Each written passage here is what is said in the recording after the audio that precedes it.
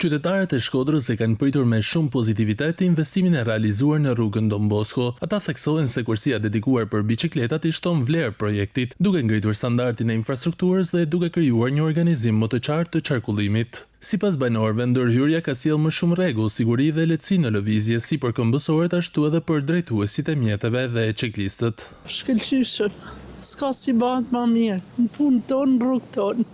Shumë mirë, unë jam shumë e kënaqur. Ta në rrugë të Shkodrës që kanë kursi biçikletet, jam shumë e kënaqur. Ne që dalim për ditë me biçikleta.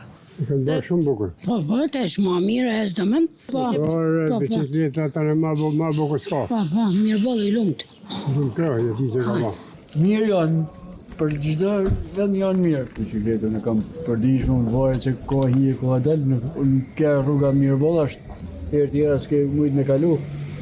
Për makinave, që i kanë blokuar rrugë. Po tjetër që mirë, se esi ma pa frikë. Në lidhje me përfundimin e punimeve dhe reagimet e hasura në rrjetet sociale për nivelimin e pusetave me rrugën, drejtori i ndërmarrjes së shërbimeve dhe punëve publike Altin Salihi u shpreh se procesi i ndjekur është një procedurë standarde që aplikohet në çdo riveshje rruge në Shkodër. Mos e është bërë riveshja me asfalt e gjithë rrugës, është po e nevojshme si proces pune që na kena përdorur gjithë jetën në të gjitha rrugët e qytetit Shkodrës, kena ngrit pusetat nivelin e riveshjes asfaltit, e cila është bërë mendoj që ka dalë shumë mirë dhe është e dukshme. Kjo punë është një proces pune që bëhet çdo herë, mos i bëhet riveshje me asfalt, jo kur ndërtohet rruga e re. Se kur ndërtohet rruga e re, puseta del kuotën e vet. Kur është riveshje me asfalt, bëhet ngritja pusetave në çdo rrugë që bëhet kjo riveshje. Rruga Don Bosco është transformuar plotësisht jo vetëm përmes riveshjes me asfalt, por edhe falë rikonstruksionit të trotuareve dhe ndriçimit të plot. Kjo ndërhyrje është pjesë e një sër investimesh në infrastrukturën rrugore të qytetit.